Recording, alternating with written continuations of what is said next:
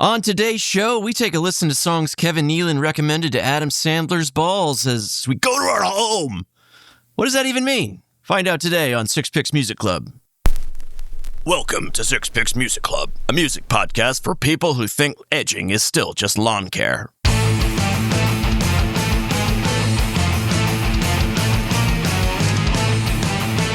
Hey, listener! You're listening to Six Picks Music Club, the music podcast where each episode we pick 6 songs based on a theme. Thanks for being part of the Camel Crew, what we call our dedicated listeners who tune into every other hump day for our new episodes. Welcome back if you've been with us from the beginning, and if you're brand new, we're thrilled to have you. All our eps are on your favorite podcast platforms, so go back and listen to every single one. And make sure you tell a friend to tell a friend and help us grow the show. Like, subscribe if you'd like to stay on top of our nonsense, or don't. We don't care. We appreciate you either way. Drop us a comment or contact us on the website sixpicksmusic.club to let us know what I screwed up this week and your favorite tracks that we missed. I'm Dave, and with me are 2 guys who freak out when they hear the term 2 girls, 1 cup. We got Russ and Geoff. What's up, guys? How are we doing? Freak out good or freak out bad? Gross. Don't kink shame it, dude. You get to be you in that situation. Do you think it was really just a Frosty from Wendy's? I mean, that is some guerrilla marketing on their part, you know? Yeah. He's like, all right, hear me out. Dave is dead now, so none of that old man shit anymore. You know what we're going to do? We need to sex it up somehow. Yeah, you know what we're going to do, everybody? And they're like, what? And they're like, naked girls eating a Frosty. Like, yeah. All pretending that it's shit. It was like, okay. You had me in the first half, not gonna lie, but yeah. Yeah. Are they gagging? Oh yeah, they're gagging. But it's like it's out of their assholes too, right? So they get a Frosty enema and then they poop it out into each other's mouths. That's what. But they it would still have to maintains. do, yeah.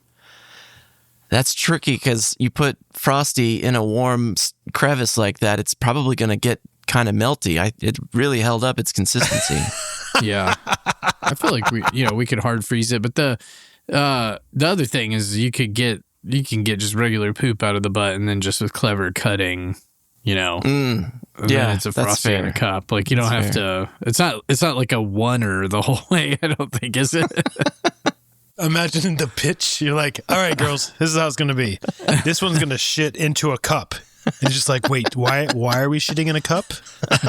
Like, the cup is the 3rd cast member here, girls. You're going to be stars. You're going to be stars. It's what in the history of film they call a MacGuffin, guys. Okay. And it's not really about it, but it is about it. Okay. And so it's really about you guys being naked and eating shit. But not real shit. It's going to be pretend shit. Holy crap. Well, God bless. Geoff, you got that new Ring doorbell on the clubhouse door, so how do we get this fucker opened? Take me home tonight. Is that Eddie Money-esque? Okay. Very good. Let's get in there. That did the trick. Open the doors, says me.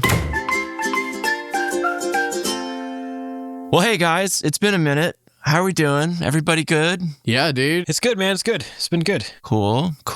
I got a new job. Ooh. Yeah, I just started a new job. What is it? What are you doing now? So I'm working for a technology company that makes computer chips, and I work for their HR department that is like changing over a onboarding system, and so it's super lame, but like I listen to all the change impacts and then I convince people why it's a good idea. Like I write the creative. Are you like the HR guy or the PR? Is it PR or HR that you said? Well, so I'm basically the HR music man. I'm basically in the town, say, what's going to happen? There's a pool hall. What rhymes with pool or whatever? The devil's coming. Let's go get the new system, a.k.a. the band. Dude, you haven't watched The Music Man, clearly. No, and it was just like you were talking gibberish. Like I was actually trying to understand what your job... No, dude, Russ, help me out. Did you understand what he was talking about? No, I just assumed it was something that you guys do together. I didn't know what it was. See? It wasn't just me, dude. We were both absolutely perplexed by what you were saying just then. I know. I'm not trying to. But wait, time out.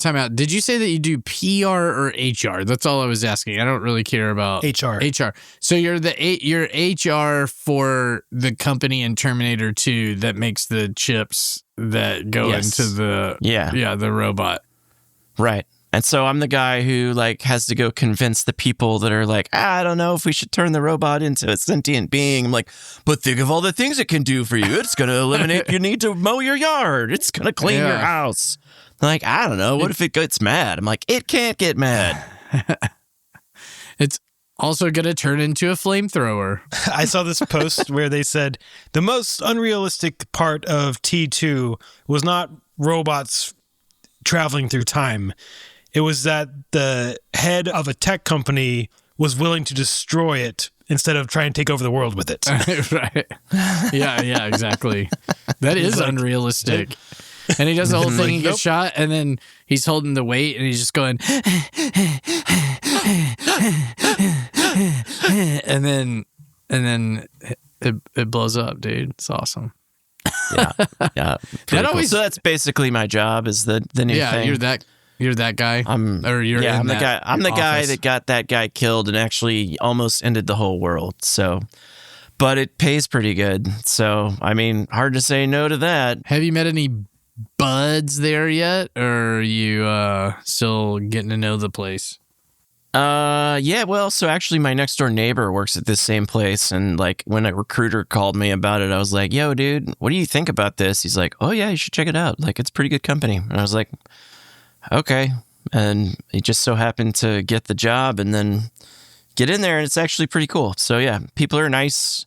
They think I'm smart about stuff, which fool on them, I guess, but it's fun. So far, so good.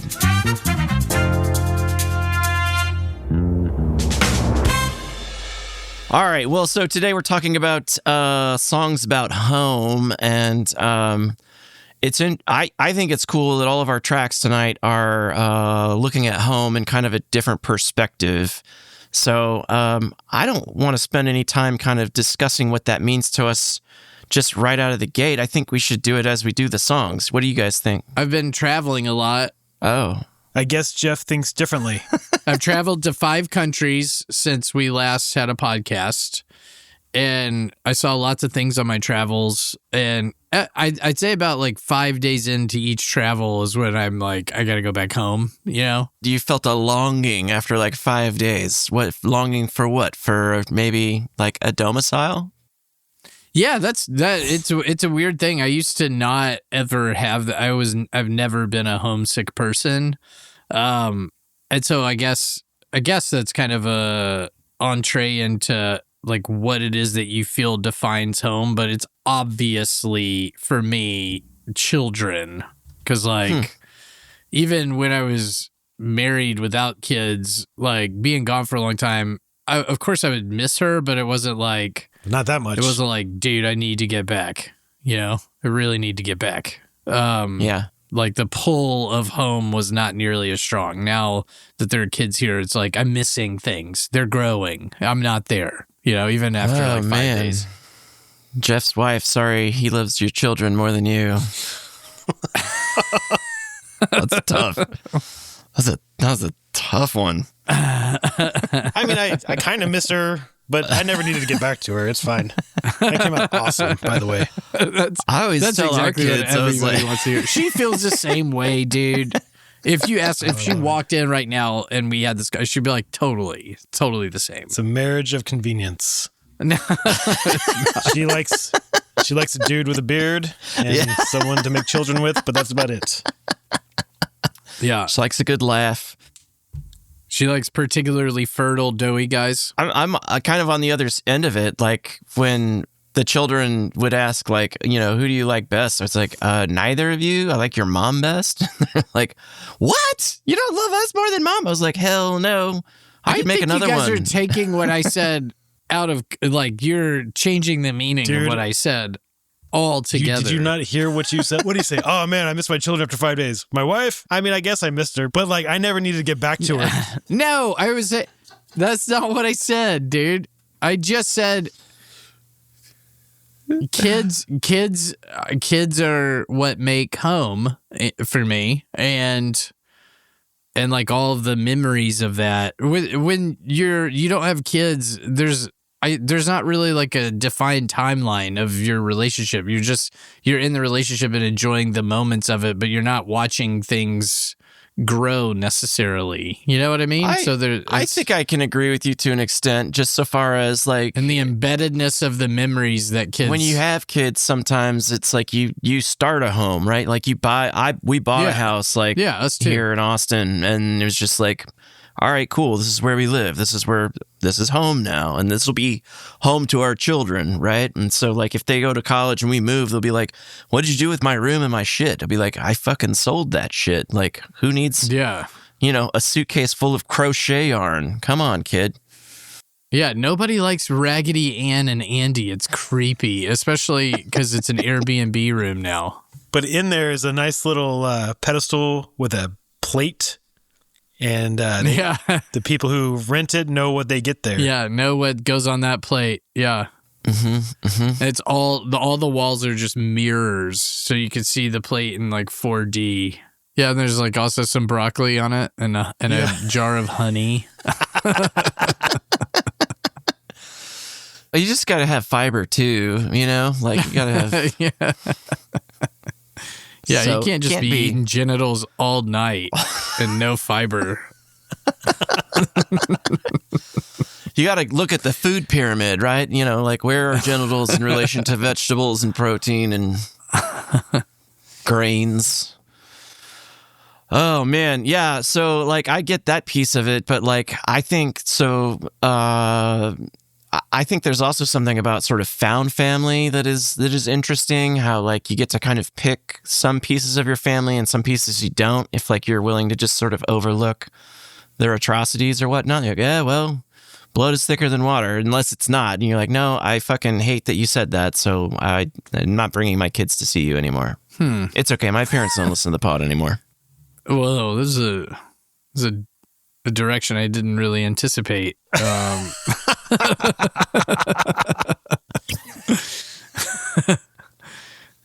What happened? But you have your people, right? Like you have your tribe. Like home is like your tribe. Oh yeah, for sure. Yeah, so that's home. So yeah, home. that's what we'll be talking about. All right, let's get it. Haven't we done a really good idea or a good job identifying the concept for this week?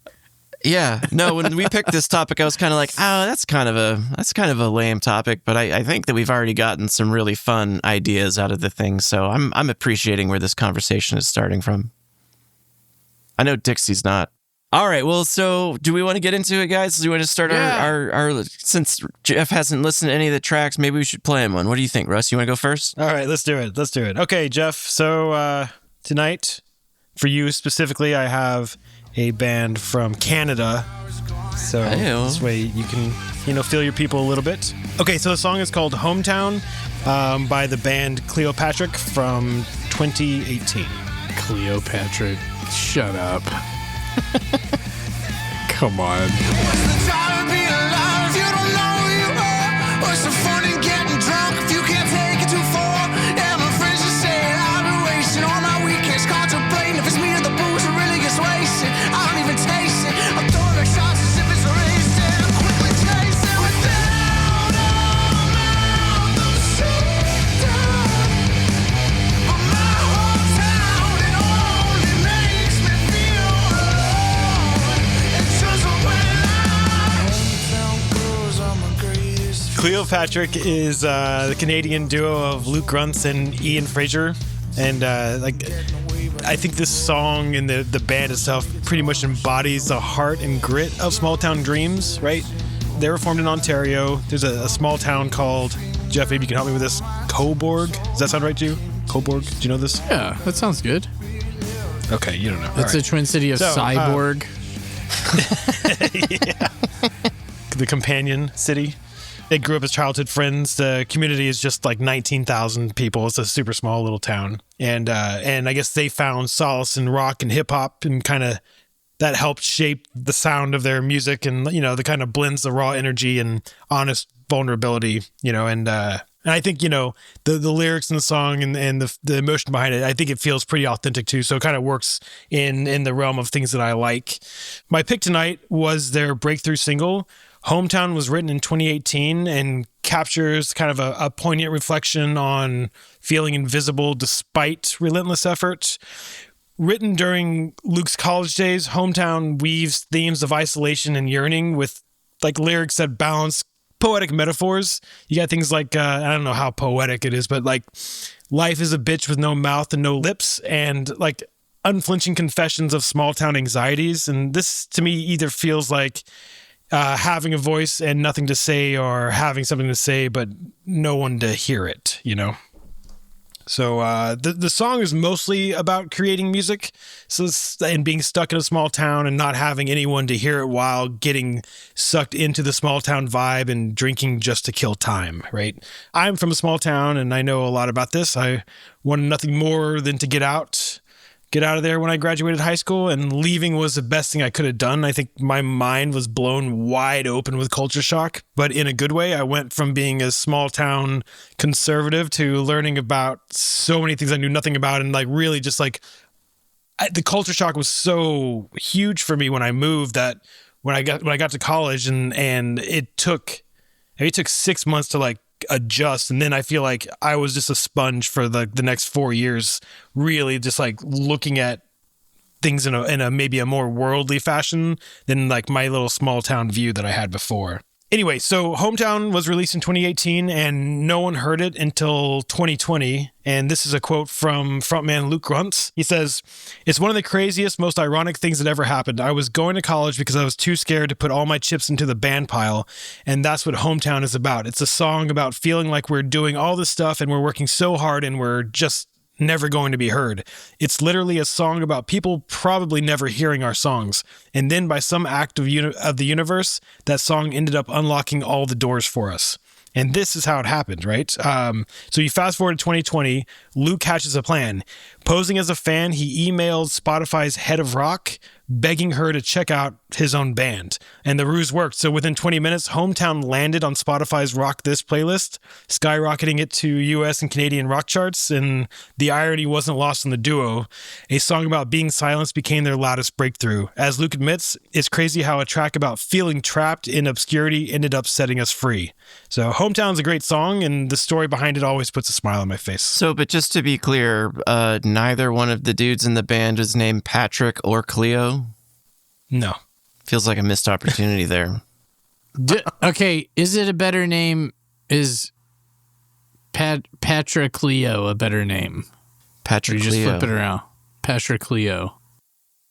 I guess their option would have been Lucian. They're Lucian. Yeah, Luke. He's like Lutheran, but Lucian. Is that like I and Luke. So there's always that. That could have been a thing. You're thinking about home, like city home or or your town home.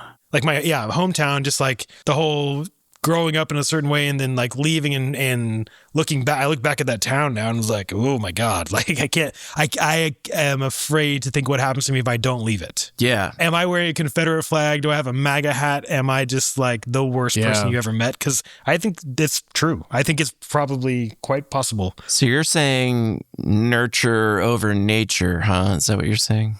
Yes, he is saying that. Yes. But there is something in your nature. I did the same thing that makes you want to leave. Like that's not, I would say that we're a minority of people that are like, I got to get the hell out of my hometown and go somewhere else. Like it's time to leave this place. And I mean, I loved my parents and I loved our house and like, I didn't even mind my upbringing. I didn't hate my friends or my school. I liked all that stuff. We talked about this before, but I was still like 17 and I was like, time to get the fuck out. Like it was just like, it was kind of like it was time for a new chapter. Yeah, I had a good home life growing up. I think, it was fine. I had friends. You were dipping styrofoam into gasoline and making backyard napalm, but I mean, big deal, dude. It was great. And making houses on fire. Yeah. Everybody's 10 once. Come on. Well, we can't all grow up in big cities and have, quality educations. Well, shit. No, we moved to Dallas, so I could be a big city boy from Amarillo when I was like 7 or whatnot. So, like, I think about that. If he hadn't gotten transferred with his job when we stayed there, like. Your husband? My father? Oh, dude, I'm sorry. I was thinking of something different. Oh, God. Well, yeah. I mean, there's something that feels good about getting away and moving away. I don't think you can feel nostalgic about home if you don't get the fuck out of there to begin with. So, Yeah. I think. And it's fine. And, we went back and it's just. Well, because you guys moved back there for what, like 5 years? Yeah, because the shark diving thing, yeah. And then, Yeah. And then you were like, I've made a terrible mistake. We have really got to get out of here and not come back. But as soon as like the shark diving thing stopped, we definitely searched for a way out, and we made that happen pretty quickly.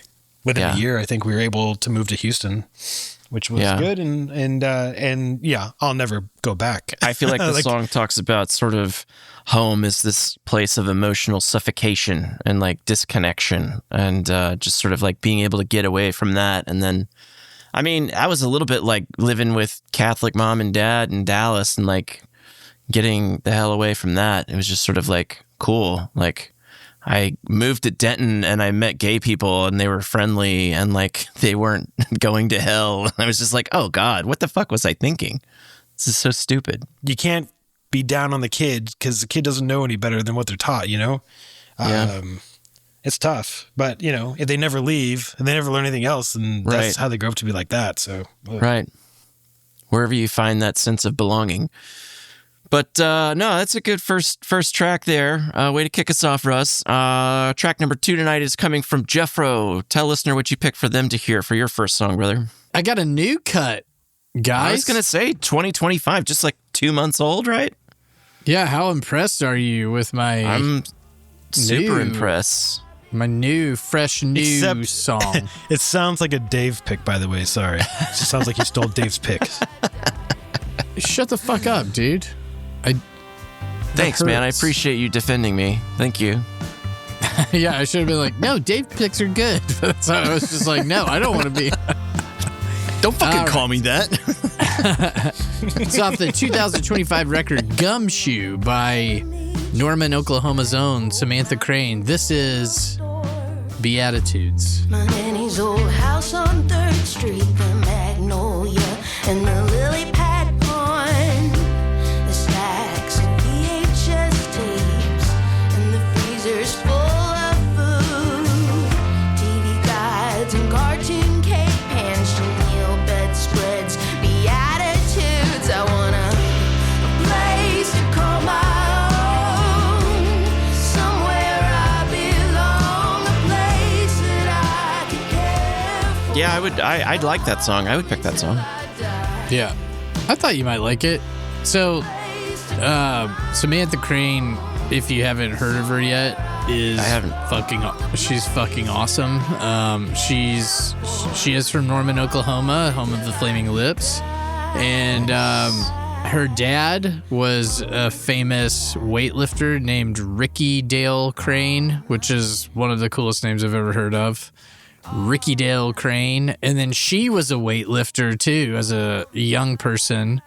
But then she got into music and went to like a conservatory, blah, blah, blah. And now she just writes really good songs. She's a great lyricist. And Sorry, is she related to Tim McGraw? Was he Choctaw like she was, or is he Chippewa? I can't remember. So unlike Tim McGraw, Samantha Crane is actually Native American, and I think that's where Russ is headed with this. And her baby isn't a Chippewa. Wow. No, she's she's a force of nature. This one, you guys need to listen to her music, but I really like this song. makes me think about the stuff of home. Like she has the line that's about the stacks of VHS tapes, the freezers full of food, chenille bedspreads, beatitudes. Like that makes me think about my grandma's house and just how you do have your stuff stacked up and then it becomes associated with different people that are in your place. And so all those things are like a token of them. And we just lost a second cat in the last couple of years on Sunday. And then Sorry, I know. Old Elvira cat. She was awesome. No. She was Elvira awesome. cat. She lived hard. She ate as much food as possible. She ran as much as she could. She was a mouser. She killed as many mice as she could. She was never sick and tough as nails. And then she was sick for 7 hours on Saturday night and then just died. And so we were like, fuck, Damn. man. How old was It she? was like, she was only like 12, but it just kind of came out of nowhere. We don't know what happened and we didn't like get an autopsy. I mean, because as much as you want to know, that's fucking ridiculous. Like, this song makes me think about the stuff of home, the markers. When I do think of the ideal form of a home, it involves like the tree out front and the way that things were arranged in a particular way. Like my grandmother had like one of those big record players that was like not like an armoire, but a cabinet. Yeah. And we listened to Kool and the Gang on that cabineted fucking record player. And, you just think about like all those pieces. And I think that she does a good job in the song of kind of like creating. Well, it's super introspective. Yeah. It's a very introspective song and it makes things as benign as like VHS tapes seem very meaningful, which I think is cool. Yeah, I know. That's the line that like really keys me in because it's like I remember stacks of VHS tapes and how endearing that is. Like the materiality of all of the media and all the stuff that like provided meaning and art in like older homes. Now everything is you just have a fucking computer and the walls are white and gray or whatever. That's like what all the houses look like now, but it used to really be different, I think. No, I hear that. I feel like I borderline hoard things from that era. Just like I've got my uncle was like this artist dude and like he got into I don't even know what you call it, but making rugs. And so I have this like abstract art rug thing that he made in the 70s, like, but it's just like rolled up on a shelf because I'm like, I got to get that clean and get that framed, but I haven't done it. But like I have other knickknacks from like my grandparents' house. Like I've got this wooden Buddha that was on the back of the piano at my mom and dad or my dad's mom's house. And it's just like, I don't know, this whole nostalgia piece of maybe why we keep things or like what we identify as home or it's I don't know. I feel like there's a real feeling for that. Yeah, I do think about like the attachment to objects a lot because I don't know if I'm I don't know. We might be about the same level, Dave, of hoarding. It's like soft hoarding. Like things are clean in my house, but there are a lot of objects. There's like there's that lava lamp and there's a fucking... Well, you've probably got more books than I have records, And it's the same kind of physical media piece where it's just like, I'm not going to read that every day, but like I want to be able to go read it again if I need to or I want to reference it or whatever. And people always, to me, ask a dumb question every time they see... Like, have you read all those books? Yes, we have 3 stories of books in our house and they always go, have you read all the books that you have? It's like... You're such a fucking idiot, dude. No, I haven't sat down and read every one of these books. It's a library so that I can read them, and it's categorized. And I've read a lot of the material in these books, but no, I haven't sat down and read every single one of these books front to back. That's ridiculous. But I do though remember when I bought every single one of them, and like in the stores, like there's something that's. They're all like a part of a time and a place. And I think that's interesting. Like, No, that is interesting. I probably could tell you every record that I bought, like where I bought it. I could probably do that. Yeah, I think I could probably do that with records too. And that's part of that attachment to the physical media. Yeah. But I don't think that's the only thing about home. Like other objects are meaningful too. It's not just those things, but yeah, those. Oh, no. Yeah. Having a home allows you to have some of that stuff. Like, but I think the song is about sort of the nostalgia of home, the place where you belong. I mean, it's called Beatitudes, right? And like, that's referential to the Sermon on the Mount in the Bible or whatnot, where like it's blessed are the poor in spirit, they'll inherit the earth kind of thing. And so it's like all of this kind of like, you know, you don't have much, but like you'll have everything kind of deal. And I'm curious, like your take on sort of like that experience of Native Americans kind of like having their land ripped away and having their homes ripped away, and then like what they get out of it. Do you feel like that's part of sort of the wistfulness or the wanting, or I don't know. I was struck by that. I think it's partially that, but it's also partially like she's an artist and a musician. She doesn't probably have a great deal of money, and it's it's also a generational thing. She's like younger than us, you know, and so it's hard to buy a fucking house. Like it's so expensive. And no, for sure. And so I just imagine that's part of it too. It's a class issue. So there's I couldn't do it today, dude. Like it's so expensive. Yeah. She won 3 NAMMYs. I saw that. That's good. What is that? What's a NAMMY? It's the Native American Music Awards. I think she's gonna keep getting bigger and bigger. I have. This is her 7th album, though. Yeah, I know, but she puts out a lot of records, and it's not like they're increasingly popular over time. It's not like she had a great one early on and then all the rest of them kind of sucked. Like they're improving and more people are listening to them. And so I have a futures contract on Samantha Crane. Mark my words. Nice. Yeah. Well, I'm going to help you make some money on that because like I've never heard of her and I'm definitely going to check out that whole record. Yeah. Cool, man. Yeah, it's good. And also listen to the last couple. I haven't listened to all 7 of them, but probably going back 3. I started listening to her 3 records ago. Nice. Okay. Yeah. And it's good. She's some of her streamings hit over 1 million on a few of those. So that's good. Yeah, exactly. There. Like she's making her way, and she's like NVIDIA 5 years ago. She's also I've heard her in a couple of interviews. She's very cool, like, you know, chilled out, like not I don't know. She has a way about her. She's got some riz too, you know. Nice.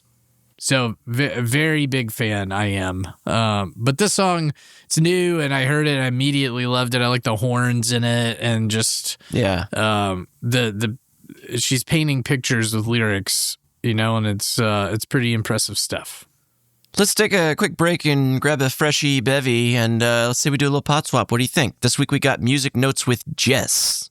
Let's give it a listen.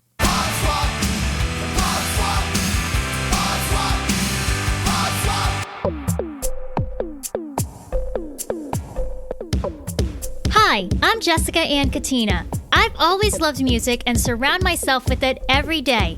I've sung in choirs, took digital musical classes in college, and used to work in radio. To further share my knowledge and experience with others, I created this podcast, Music Notes with Jess, in 2019. I'm so fortunate of the listener growth and hearing back from some of the celebs I discussed in past episodes. That's why now I'm ready to expand. So let's have fun taking weekly music notes of throwbacks, modern hits, and media. Thank you. Talk to you soon on Music Notes with Jess.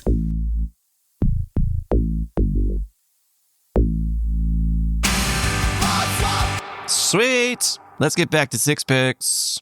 All right, well, next up is me, and for my first pick, the third pick of our Homeward Bound Incredible Journey episode is a track I got from Jam Royalty off their 1997 album Farmhouse. Let's give the titular track Farmhouse a listen by the band Phish with a PH. She didn't beg, oh not enough. She didn't stay when things got tough. I told a lie, she got mad. She wasn't there when things got bad. I never ever saw the northern lights. I never really heard of cluster flies. Never ever saw the stars so bright. In the farmhouse things will be alright. I never ever saw the northern lights. Dave, I'm getting 2000 for the release of this. Oh, that might be right. Did I say 97?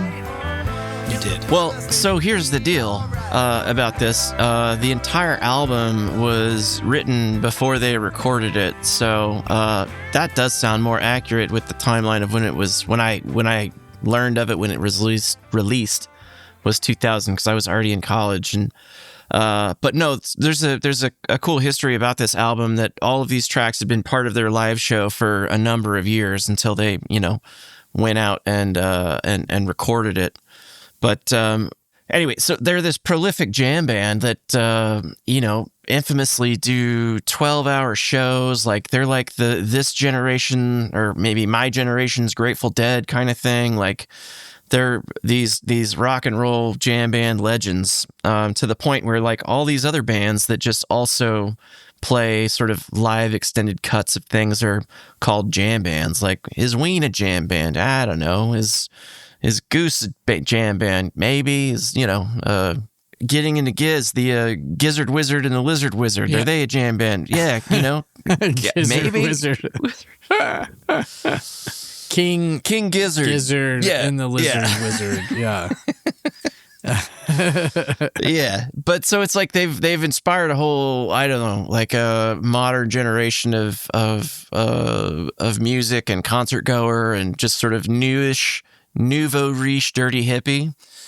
But I got into them while I was in college. I was a sophomore, and got into them then. I was dating a girl at the time who was a huge Phish fan, and so in an effort to kind of like keep that relationship going until things got a little sexier, I was like, yeah, I like that. That's cool. Let's listen to more. But it didn't actually go that far, so I jumped out of the Phish scene pretty quickly thereafter, but not before this record came out. Anywho. Yeah, you'll even pretend to enjoy Neutral Milk Hotel if it means that there's pussy on the horizon.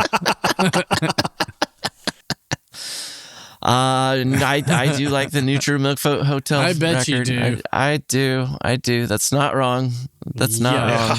It sounds like. Come on. It's great. Oh my God, it's not great. This is the impetus for the song. It was written in 1997 because they're driving up to a rental house that Trey and Tom, they would, they started to get big in the 90s, and it was just sort of like their quiet little town in Vermont was like blowing up, and then, their shows on the road were blowing up, and it was just kind of like they were a little overwhelmed by all of the fame and not really knowing what to do with it. So they would like rent these houses up in the woods in New England, throughout New England, and just go hide away Just for like a weekend or something, right? Yeah, and just go hang out and write music and totally, yeah. Just away from everything. That's cool. I love that idea. I think it'd be really fun if we were to like rent a house and then like record an episode of the podcast live, just with us three or whatever. Yeah. Like, while like, in the middle of it, like a hangout session. Like it would be interesting to see what this would look like in person. I'm all for that. Yes, we talked about this before that we should do. We talked about hanging out. I don't know if we ever talked about recording an episode while we were together, but it might be. Yeah. Meet somewhere in the middle of where we all, I don't know, be awesome. Yeah. Fucking awesome. Yeah, no, it'd be great. So the story here is that like in April of 97, this solar flare, like coronal mass ejection was observed. And then like 3 days later, it reached the Earth and inducing this geomagnetic storm. And it also was like simultaneously with the Hale-Bopp comet. You guys remember that? Mm-hmm. Yeah, by Hansen. Yeah. Yeah, that's right. Hail Bob. Good song. Doop-a-doop-a-doop. Hail Bob. Hail Bob. Anyway, it generated this aurora borealis, and so they're like driving through the woods to one of these houses. You said in 87? No, 97. This is back in 97. 97. We're back to 97. Okay. When this happened, this is when they wrote the song. This is like, when I said 97, that's the album came out in 2000. I got you. Yeah. But this whole thing, the whole solar whatever thing is 97 also? Yes. So All the at the same solar time. thing happened, and so like to see the northern lights throughout New England is like super rare. You know, like you got to go way further north for that to happen. But because of this solar flare, like and the geomagnetic storm, they saw it, and they were driving up to this house, and they're like looking at this, going like, "Holy shit, are you as stoned as I am?" Or like, "What the fuck? This is crazy." And so they're watching this spectacle of the world, and they check into this farmhouse, and as they walk in, like there's a note on the table that is the first line of the song. "Welcome to our farmhouse. We have cluster flies this time of year. So sorry. Like we can't do anything about it. Just swat them, you know, like," and that's the thing. And so that's the song. It's like these two elements that they walked into the farmhouse after watching this aurora borealis, and they read this note, and they went over and they picked up their guitars and they wrote this song in 15 minutes. It was just like magic. And they Magic recorded happened. it on like a 4-track, right? They just like boom, and here it is. We just like spit that sucker out. That's Right. awesome. It's pretty incredible. So like, I mean, I think how it connects to home, right? So it's this introspective space on like solitude and healing and like retreating from that chaos of life and like feeling safe, right? And so I think that's one of the other elements that I grew up with and that I try to recreate for my own kids is that like home is a place where you're safe. You know, you're not afraid to go home. You're not afraid to like you know, that it's going to be scary or whatnot. Like we don't yell at my house. Like it's just sort of like a thing where it's like we talk to our kids, and we're really lucky. We're really lucky. Our kids are they're down to talk about their emotions and be really cool about having conversations about, you know, what if, and then kind of like what my consequence should be if I mess something up, and like, what do you think? And they're very willing to have those conversations. So like wife and I are But I think super lucky. that goes back to you guys teaching them that it's okay to have those conversations. I was never given an opportunity to have that conversation when I was a kid. I was like, we've always talked about like, you know, like what should your consequence be? It's too late. Here comes the belt, and like I'm ducking for cover. You know, like right. That. Yeah, no, like, my mom always used to say different. our house was a safe place, but then like if we fucked up, we would get the paddle, right? That's Dad's college Cairo paddle from fucking his fraternity days. That did the whooping on us boys if like my youngest brother, the last time I lost it and told them they weren't going to hit my brother anymore, he had like failed a bunch of classes and then like in elementary or in middle school, and then like just didn't bring his report card home. Like he hid it, and my mom was like, "Hey, I thought report cards were supposed to come out." He's like, "Yeah, they just haven't sent them home yet for me. I don't know." And that went on for like 6 weeks until like she called up the school and she was like, "You didn't get a report card?" And they're like, "No, we sent it home. Like he's failing these 3 subjects." And she just lost her mind. Oh my God, dude. And she paddled the shit out of him. And he's like, I don't know, he's 12, 13 years old. And I was like, "No, you're not doing that anymore. You're not hitting my brother anymore." But that was always her thing. It's like, home is a safe space. I was like, yeah, sure. Until the belt comes out. Paddle? But yeah, like She's a paddle? A paddle, a fraternity paddle, like straight out must of. have just checked out. Yeah, it was like dazed and confused at his house. It is a core memory. How many do you think he got slapped with? What are we talking paddle count? I feel like between 8 and 10. Oh, yeah. There was a Brutal. lot of pleading and screaming and just sort of like, "I'm so sorry," but it was just like slap, slap, slap, and I was like, "Oh man. God." Did she And give then, him? like, 13-year-old do you think me, she gave him the 14-year-old me. side on the last one? Like she's hit him with the flat side, and then she turns it over to like right at the Bruce crack. Really? Bam! Yeah, Just like, yeah. that's fucking just. But break it's the so butthole. like that's That the thing, sucks. right? Like she grew up getting hit, right? And she grew up like a child of an abusive parent, and like her mom was the Okay, worst. so that was So- like my dad too, right? Like his dad was pretty abusive, and so they're like, "Well, I don't hit you like I got hit. This is already better." Right. Like, okay, Right. I mean, I guess so. Yeah, my Isn't this mom would good walk for you? behind me At at the all. dinner table and stick a fork in my back if I wasn't sitting up straight. So like this is nothing. Yeah. Jesus, mom. Okay. Space. You want Yeah. that? And we're going to her house for Easter? What the fuck? Yeah, you should be happy with this light paddling that I'm giving you. But yeah, so anyway, back to the song. Like finding finding peace, finding space. Like it's this hallmark of what I want home to be for my family. I want I want the security of like, I don't know, even just love and fellowship and like trust and those things that like it's okay to make a mistake and like we're gonna figure it out. Like wife always talks about her grandmother who would say like, I don't care if you came to me with blood on your hands and said, Grandma, I didn't do it. And she said, I believe you, baby. Just let's go hide that body. That's That's awesome. awesome. I But I mean, also that's- say, go That's ahead. needed, I think. Like that, I'm sorry. No, go ahead, Jeff. You're good. Amoral familism is needed. Is that what you're saying? Where you No, just privilege your family over the law? Sure, guys. That's how we got in this predicament that we're in. I'm just saying, like having actual safe space at home, I think is super important for the kids. Like we don't really have any rules here. I mean, like obviously, like don't fucking do something stupid, but I think there's obvious things you don't do. But other than like, just don't lie to us, and then like you're probably just not going to get in trouble. Is where we are now, Right. and it's working really well for everybody. We just like we have conversations. My son comes home with like his folder written up from school. All I ask him, the only thing we have to do there is just talk about it. Just, hey, what happened? And I never get mad. Who cares? Like it's fucking second grade. That's Like, awesome. That's good. it's not gonna, but it physically hurts him to say it. Oh, So yeah. like that's already punishment enough. He gets it off his chest. He'll cry half the time. We're finally at the point when like he's just, well, now just tell me, hey, Dad, I got my folder written up because this and that and whatever happened. I'm like, okay, well, can we do better tomorrow or whatever? He's like, yeah, I was like, okay, fine. But the first half of like when that happened, he would just like cry. It would take him an hour to spit it out. And I was like, hey, like, and finally, like, what happened once you told me? Nothing. I'm like, okay, so just we can cut all Yeah, this part out and move on. So it's consequence free, this life. Don't even worry about it.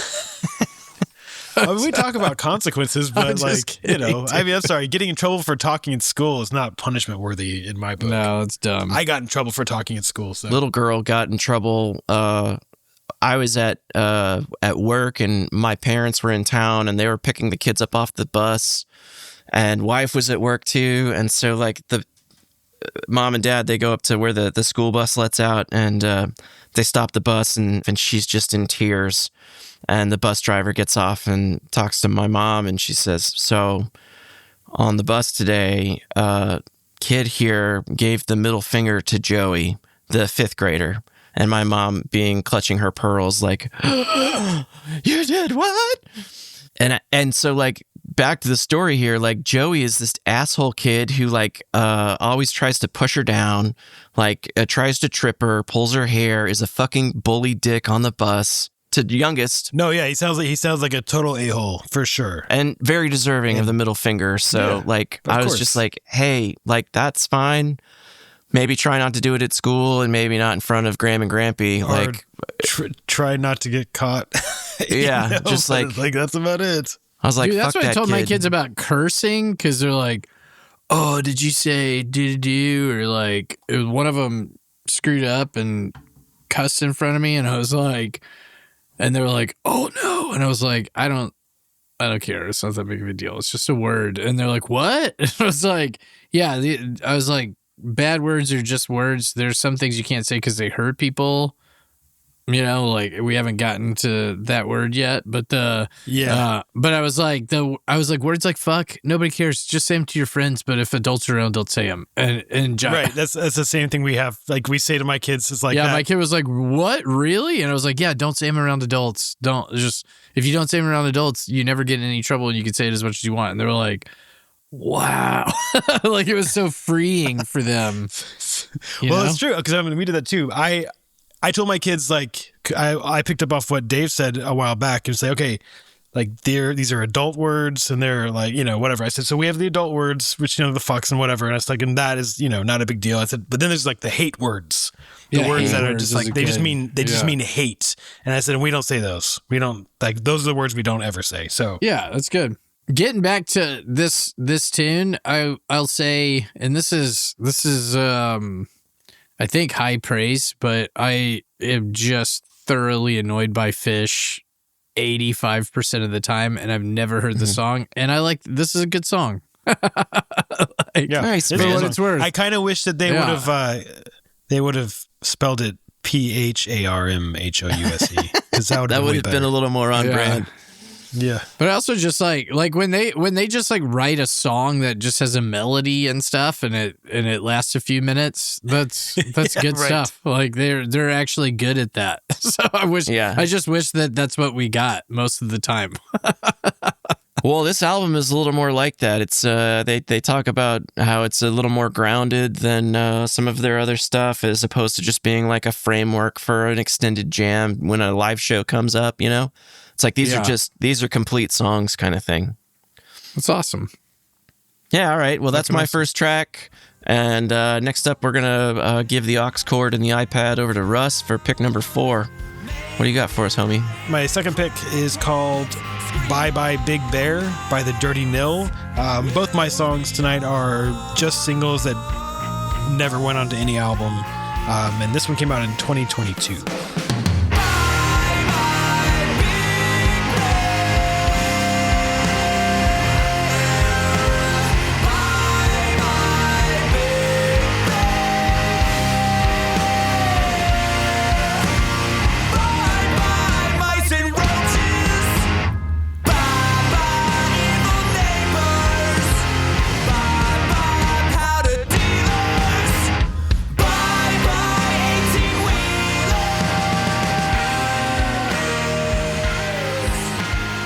Is that a little pedal steel on the outro? Yeah. Just Super a little nice. surprise. Dude, are you doubling down on Canada bands this week?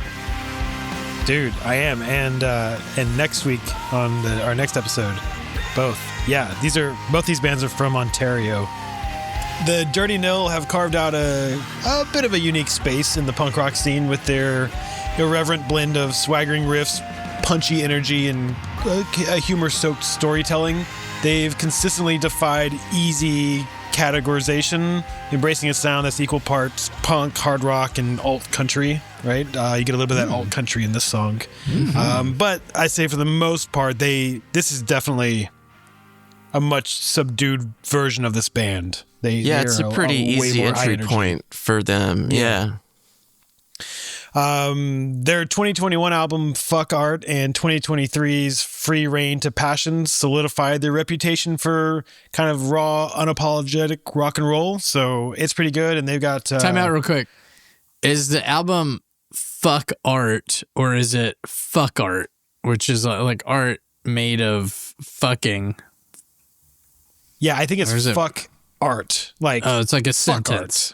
Yeah. Okay. I think so. Got it. It also has the cover has a dog with like missing an eye on it, and like a big old happy like yellow retriever or something. Nice. Okay, so I think what sets the Dirty Nil apart is their ability to balance vulnerability with mischief by capturing the absurdity and vibrancy of like adolescence while also being unafraid to explore emotional depth.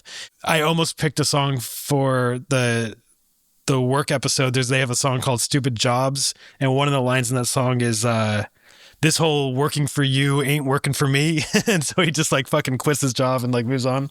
It just makes me laugh. But anyway, their fifth album, The Lash, it comes out a week from Friday. which means another round of touring, and their live shows are like super high octane energy and pure adrenaline. There's so much fun. I've seen them 3 times, and I will see them again in August, which is exciting.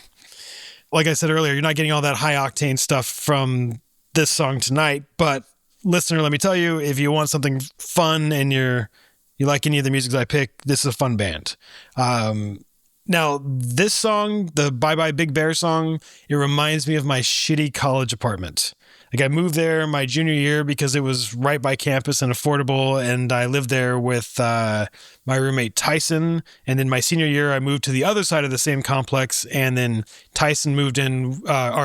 Tyson moved in with Smitty because he lived there with a different guy, and Smitty from our Darkness episode or whatever. So they moved in together.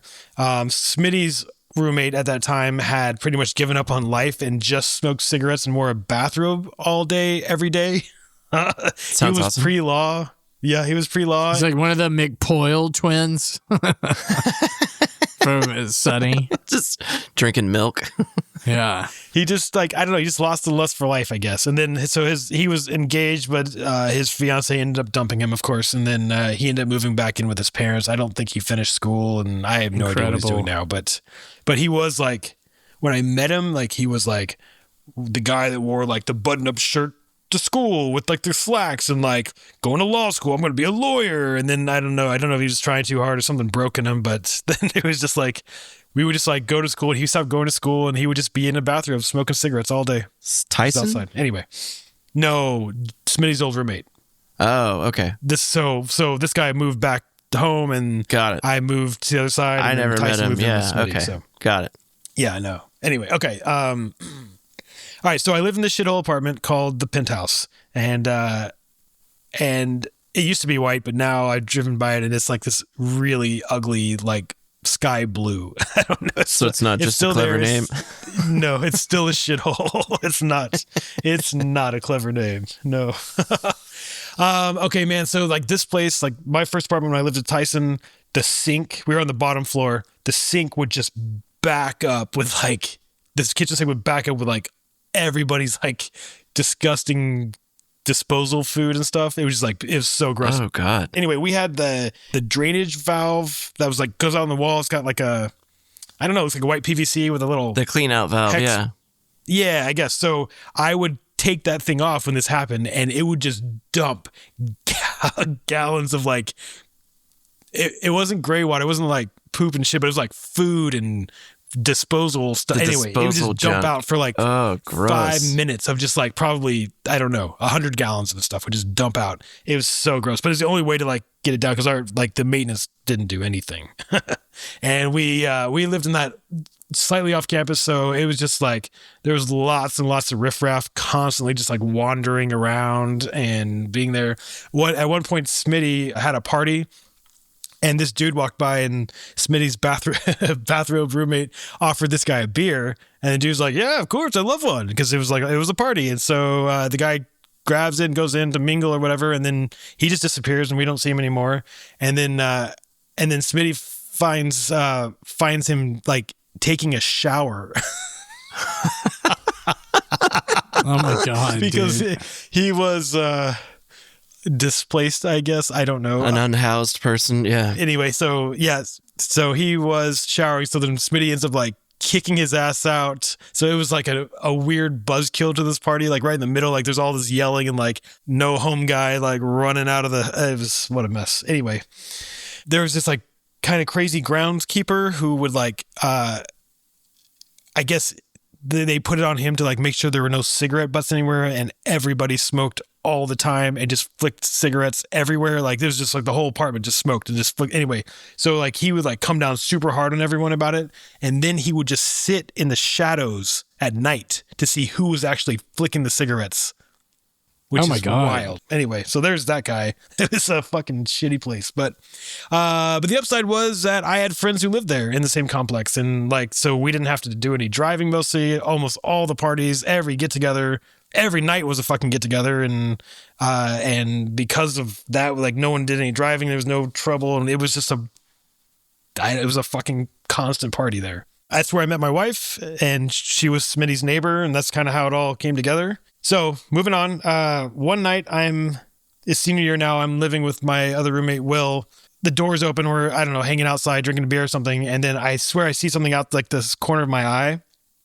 And I look, and then there's nothing. Like I didn't see anything. So I'm like, okay. It looked like something had like run in, but like I couldn't see it. And so I was like, okay, whatever. And the next day there's like a hole that's been eaten through the bread, and and something got into like the chips, right? So we're like, okay, so something definitely got in here, but what? I don't know. And then it's got to be like 2 or 3 days, and other than the bread, the first day, like nothing. So, like any good college student, we just fucking forget about it. And it's like a Sunday night or something, and I think we're having a beer and watching, I think it was like a basketball game was on, and we're watching it. And then I get up to go to my room for something. I go to the bathroom, or I forget exactly, but there's this hallway that feeds off from the living room, and it leads to my room, and then to my roommate's room, and then to like the bathroom. And in the hallway near my roommate's room is the biggest, fattest fucking rat I have ever seen. Like, it's like the size of like a gopher, just fucking fat with maybe like a 12-inch tail and just nasty looking. This thing is like disgusting. And well, was a survivor and a veteran of foreign wars. I freeze, it freezes. And I'm just like, whoa. And then it just like scurries off into Will's room. And so we go to search for it, but he's got piles of clothes and shit everywhere. And so like we're standing on his bed and like looking around, and like anytime like we hear something or we see something, like somebody ends up like jumping or screaming a little bit or whatever. It is very emasculating, but it helps you to learn your shortcomings early, having a situation like that or an experience. This kind of thing is definitely what my own personal hell would look like. I think it's just not for me. So I'm like super glad that I went into his room, because mine was just as bad, if not worse. And he ended up deciding that he wasn't going to deal with that shit, and he went to go stay somewhere else for the night. And I think he ended up staying gone for like 2 days or something. And I was like, okay. I called the apartment complex the next day, and I let them know that like we had a rat problem.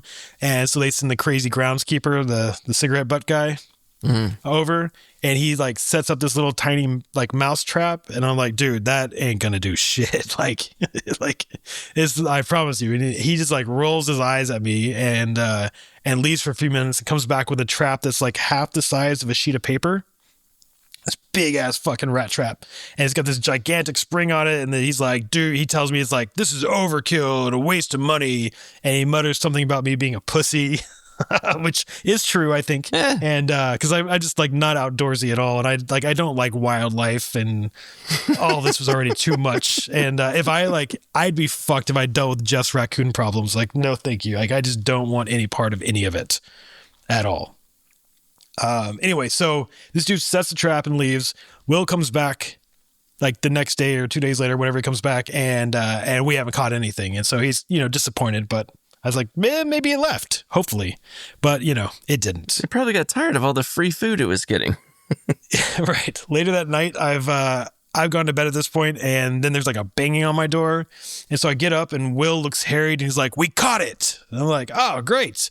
But he moves out of the way and to show me our giant rat, which is, I swear, it looks like the size of a small dog at this point, and it's stuck in the trap, squealing and hopping around in the hallway, just leaving a bit of a blood trail, and just like this big ass got caught in the trap, but it didn't kill it. And it is fucking angry and loud and like just jumping all over the hallway. I can't even tell you how fucking freaked out I was by this. It's like midnight or something. And like, I'm trying to I just remember like the entire situation was fucking freaking me out. It's too late to call anyone, but it wouldn't matter. Like that dude would show up 2 days later, and anyway. So like we wait to see if the rat will just die on its own, because how long do you wait? I don't know. Long enough until like the screeching just like dug into the brain too much. And so but it doesn't die. It just keeps bleeding and squealing and jump, and then it's making this like loud like whack whack whack every time like the trap would hit the tile floor. Every time it would jump up, it was like a weird. I feel like you could torture someone with just like the noises that this thing was making, and after a while they would tell you anything, because I would have told you anything at that point. Yeah, I think the CIA actually does that. Yeah. it started getting closer, like coming toward us. And then I'm just thinking like, maybe it just wants like a mercy kill, you know, like what, probably, right? It probably was in a bunch of pain. Anyway, so after like, it didn't show any signs of slowing or dying, I decided like killing it was the only thing that we could do. Like, but how? Like, do I stab it with a kitchen knife? Like, I didn't have it in me. I'm not going to stab. It feels like that's not up your alley there. No. Yeah. So I walked outside, and I should mention that my apartment like opened up to a pool. Like my actual apartment had the pool in front of us, but the year I moved there, they drained it and filled it with a bunch of rocks. So I never got the pool. Oh my God. Which sucked. It's a fucking shithole. But anyway, I was looking around, and in the rock garden was a 2x4. So I grabbed the 2x4 and I came inside. I grabbed an old towel and I threw it on top, and which helped with like the slapping of the floor and the screeching and slowed the rat from moving as much, which was kind of good.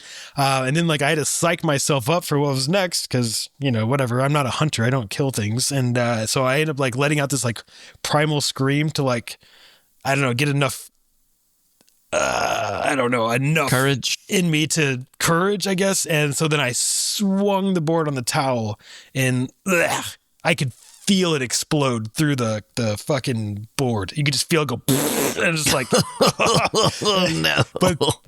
But the first blow, like it didn't kill it, right? Like it was just making a louder sound, and I don't even know what it looked like underneath it. So I was like, oh my God. So then I just like, I kept swinging because I knew that like if I stopped, I would be done, and I wouldn't, and I didn't want it to still be alive because like I don't think I could like muster the courage to do it again. Anyway, so I did do it, and I flattened that fucker out, and then the cleanup was fucking awful and disgusting. And it was just a horrible experience all around, but it really showed me what line of work I wanted to stay away from. So, you know, that's that. Yeah. Gross. That's disgusting. I thought this song was about the grocery store that was across the street from their apartment that they lived in. Isn't that the thing? No, it's about what? Well, you're not hearing between the lines, which is where it's about rat death. So, well, it's just saying like, just talking about hearing the 18-wheelers through the walls and the crackheads screaming at night, and it just made me think of like, you know, living in a is it called ratricide? When you kill your brother rat. That's got to be it. The next year I moved in with Thomas, and we were in the living room, and a fucking rat popped down into the fluorescent light and popped down into like the little diffuser that goes on top of it, and you could see it walking around, and then it crawled back up. And so we called the complex, and then they put rat poison in there, which is never do rat poison, listener, ever. Like all it does is kill the fucking rats. Yeah. And they died in the walls. Yeah. And it died in the walls outside my room. And my room smelled so bad. And the complex said, just wait a little while. We're not going to be cutting holes in the wall to find it. Well, it didn't it wasn't 2 days like they said, right? I ended up staying at my girlfriend's house, which is now my wife's house, for like a month. Well, that's a good excuse to go stay in like a nice, clean place instead of living in your fucking shithole. It's true, but holy shit, dude, it stunk. And finally, check it out. At one point, I opened the fucking, I had to go in there to get clothes or something. I opened the bottom of the sink, and where the water pipe came in, there's a big ass hole in the sheetrock, and there in my fucking, like on my cabinet under my sink was a dead, decomposing rat. Yeah, into that area and died in my fucking cabinet, which is why my room smelled so bad. That's it wasn't awesome. even in the walls. It was good for him, but it took he got the last laugh. He's like, this is my parting shot. I've been plagued by fucking rats in my life, and I don't like them, and I want to stay away from them forever. Now they give them poison that dehydrates them, so when they die, they usually try to go outside to find water. But that's good. Even when they die, they're like raisins. Like the moisture leaves their body. Yeah, well, the moisture is what makes all the stink, right? Like, yeah, but it's not as bad. It's not as bad now. Apparently, I mean, I'm just saying. I agree with you. I feel like the moisture is what makes the stink. Yeah, exactly. Stink. Yeah, it's the the wetness, the wet entrails and bacteria. Yuck. All right, so that is one part of home is all of the Charlie work, as they say. Sometimes you gotta dig kill the shit rats out of your house. You gotta kill the varmints. You gotta, you gotta deal with pee-pee bed. You gotta deal with. Oh, dude, vomit bed is my least favorite. I'll take pee-pee bed over vomit bed any day. Oh, yeah, vomit bed is... I just found a spot of vomit that must have been 2 months old because it had fallen, there was, dripped from, under the bed in a weird way, and I didn't see it when I was cleaning up, and it was just hiding under there, and so I was like, what is that fuzzy spot? And that fuzzy spot on the house was age-old vomit. With penicillin on it. Yeah, so gross. Yeah. My kids haven't had a lot of throwing up in their life. They don't do it very often. It's happened a few times, but not too much. And then my youngest had up a few times when he was really little, so he doesn't remember. Anyway, so they don't when it happens, they just they don't know what to do. Yeah, they just go, "Ah," and they just throw up all over them. My kids are like that too. They're not seasoned vets at throwing up like me, and so they'll just be sitting in their bed, and they're like, I don't know what to and they just throw up, and it's just all over their shirt, and you're like, what the fuck, dude? The last time Go my to daughter the was sick was toilet. maybe it was maybe in March or something, and she walks up to me. She had stayed home because she wasn't feeling well. She's like, Dad, my stomach hurts. And I'm like, okay. I was like, maybe you should go to the bathroom and throw up. She's like, okay. And so she's walking up to me. Oh, we're talking right outside the bathroom. She's telling me this. I'm like, we should just go in there and maybe see if you have to throw up. She's like, okay. And she goes, she just stands there, doesn't even move, pukes all over herself, all over the floor in the hallway. I'm like, what happened? She's like, I don't know. I just don't know what to do. I'm like, you want to do it in the toilet? You gotta go to the toilet. Or the sink, a trash can. Anyway, she's like, oh, I just blah, blah, blah. And just again, I'm like, oh my God. I'm like, the bathroom. She's like, I don't know what to do. I was like, yeah, I know. They just, 10 years it's a old. funny thing. They can't get there. Yeah, when my kids start complaining about a stomach upset, I just give them a bowl. I go here's a bowl and just throw up in the bowl. And they're like, okay. Yeah, I mean, we do the trash cans, but it just came out of nowhere. I'm just like, you were the most pathetic looking thing I've ever seen. Just so sad and just I'm so sad. All over myself. It's like, wow, you can do that again when you're 18 and drinking too much. But right now, I just feel bad for you. Oh, man. Yeah, the last time I had a recent throw up in Guatemala. I thought that I had drunk too much, but I was like, I didn't really have that much to drink. And it was in fact that I was getting Montezuma's revenge. There's only one thing I had that Bobby didn't have, which was this fruit juice at lunch. And at one of the lunches that we had, he didn't have the fruit juice. I did. And then suddenly I woke up and I knew it was coming, but I'm one of those people, I'll fight it. I'll fight it I'll fight it like I'm in Vietnam and the VC are coming to get me, and I'm gonna burn every bullet. Even though I know what my destiny is, I'm like that with throwing up. I'm like, nah, dude, no, I'll have a Tums. I'm gonna wait it out. I'm gonna drink some water. I'm all good, dude. I'm gonna look at the moon. Everything's good. I have fresh air. All right. But then, reality hits you. It's happening, and it was disgusting. I had lasagna. Oh, God. That's a terrible thing to throw up. Thing to throw up a food that you like. You're like, oh, God. Yeah. It's but it's also, I had that with it was a dark fruit juice. It was purple. And so it was just. Oh, yeah. So the vomit was effectively black. Yeah, it was just black with lasagna noodles in it.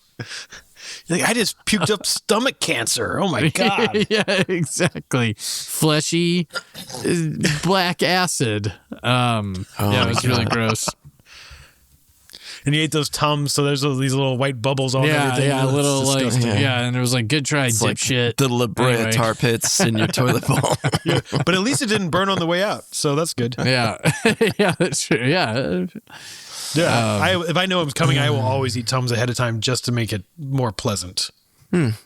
Oh, that's Smart. interesting. I didn't realize that was actually like a strategy. I should think about that. Oh, I don't know. That's my strategy. I guess. Well, you have a lot of good strategies. I feel like I've taken up flossing in a fashion Russ is a real that I didn't. planner. No, he's got good ideas. He's got does. strong investment advice. Yeah, quality. All right. Well, thanks, dude. I love that. I love hearing stories of the old shitty apartments. We all had those shitty houses. Like, you guys were both in my shitty houses at any point. But good memories, man. Let's take a break and chew the fat. Play that motherfucker. Geoff, Russ, and Dave in the motherfucking chat. Chewing the fat on stuff weird and whack. All right. Well, today's Chewing the Fat is brought to us by Advanced Micropeen Doubling. Are you ready for your undersized peen to go from micro to macro? Are you tired of unzipping at the urinal at the ball game to have your neighborhood peek a glance at the last knuckle of your pinky-sized finger? Peen, and you're dribbling lukewarm Miller Lite out of it? Come on down to Advanced Micropeen Doublings Clinic off of 380 and I-35 for a free consultation. Consultation. We guarantee that we will increase your length and girth by double at a minimum. Most clients report 4 to 6 times the growth. I mean, what have you got to lose? It can't get any worse. Nice. Wow, Dixie. I didn't know there was science that had advanced that far, but God, I don't have words. They're stuffing it in the pants. I was doing a presentation, and there was another woman that was on the same panel as me, and we were having lunch right before right before our panel.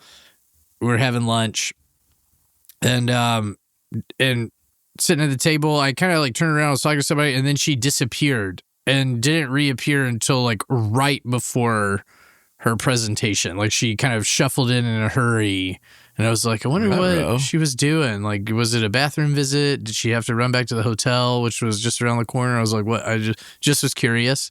So we had the whole panel, and afterwards I was like, where? You just disappeared from lunch. What went down? And she was like, oh my gosh. So she's French, so it sounded even cooler than what I'm saying, but she had a French accent. But she was like, I was eating. I'm not going to do the French. I was eating. No. The French chef. I love it. She has a mustache, a little pencil mustache. She actually had really cool curly hair, and she was actually kind of a charming person. But I was eating my lunch with I'm sorry, I'll stop. She was eating, and then she said she felt something in her throat and didn't know what was going on, and it was hurting, and she was like, I definitely have something in my throat. And so she was trying to sort out what it was, and did go to the bathroom and was looking and could see something sticking up behind her tongue. And so she was like, what in the fuck is that? And she could still talk. She could still do stuff, but it was in her throat, and she knew that it was there and couldn't shake the feeling, and it wasn't a hair or something. So she went to, this was in Sicily at this institute. The woman that ran the institute was like this 55-year-old lady, or she was like the staffer that was in charge of everything, and she was a Sicilian woman, and she just, like, because of that, just doesn't put up with any shit, and everything is just like, yeah, we'll do it. Don't worry about it. You got it all taken care of. Get out of my, like, very brusque. And so the woman with the thing in her throat went up to that lady and was like, I need to go to the hospital or something. There's something sticking. And she goes, you're about to do a presentation. And she was like, well, I can't.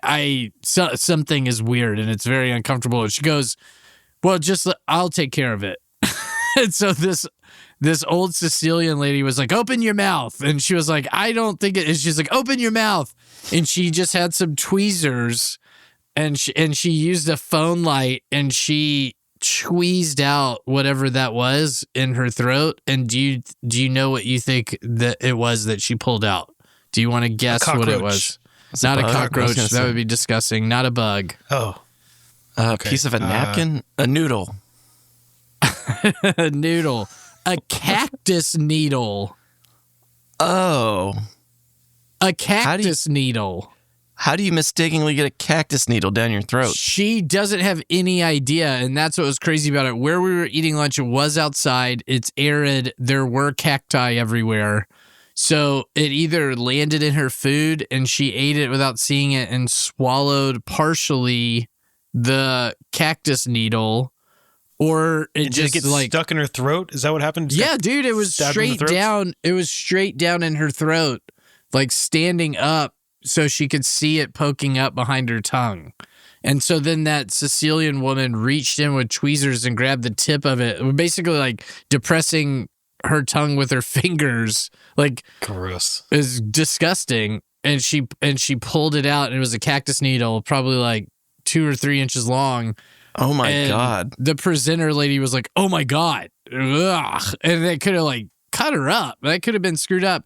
And then that all took long enough that she then just ran into the panel and immediately did her presentation, which is pretty baller because it was a good presentation too. But imagine that, dude. You just swallowed a cactus needle? I can't, oh my God.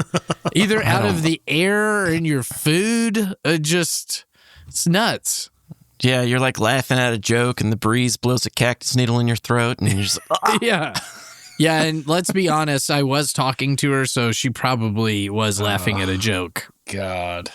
She's like, "I would rather die than continue talking to you." I was like, that's like when I went to France for the first time in the year 2000, and I don't know French, and I'm a dumbass American who's like 18 years old.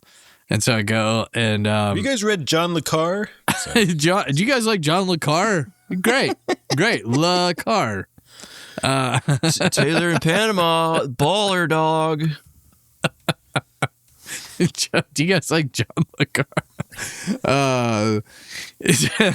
But I went up to a guy and I was like, "Could you help me get?" I was in Paris. "Could you help me get to the Champs d'Elysees?" Like, I really did that, and the guy just goes, "No," and walked off. And I was like, "What did I do?"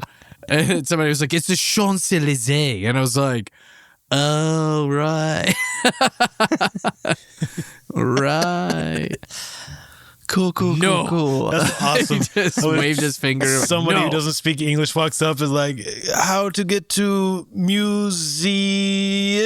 You're like, Yeah. "No, fuck you. You don't know how to speak this language. I'm not talking to you." That's what MAGA does. Yeah, Hello, it is a MAGA response. But the French have always been like that. They're very unwelcoming to people that don't speak French. So, and that's, I get it. They used to be the lingua franca. Everybody spoke French, and then English took them over. So they feel bad about themselves.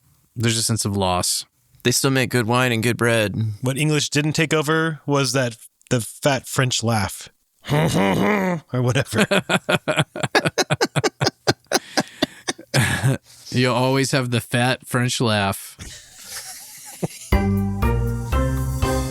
And now back to Six Picks Music Club. All right, well, we're on the home stretch now, and for pick 5 tonight, I've got the iPod, and for the track, I'm going to share one that was actually recommended to me by my 11-year-old, and that's kind of a first for me because I was unaware of this track before she mentioned it, and that track is Freaks by Jordan Clarke, so let's give it a play. Freaks. And I know we're all different. Our beliefs in religion, but I don't see the difference in me, you, you're two, or Marvel. So if you've had enough, then come to the land of the lost and lonely. Don't be afraid, we'll be one big family of freaks like you and me. I know a place where the bruised and broken. Yeah, so that's Jordan Clarke, and Jordan Clarke emerged onto the music scene in 2019 as a contestant in the Eurovision competition. He's from the UK, and so this was his entry into the Eurovision competition. Nice. He didn't win, but he would go on to have a bigger legacy than the dude Michael Rice, who did. So it was written by a team of seasoned pop writers, John McGuire and George Tizard. And then, like, if you recognize that sort of the melody George of Tizard and King Gizzard, the Lizard Wizard. Yeah, I think that's what he went on to do that. Yeah. But if you recognize a little bit of that choral melody, it's from Pocket Bells, Canon in D. Did you guys ever see, going back to like early YouTube, there was like the most viewed video like in 2008 or something was this guy doing this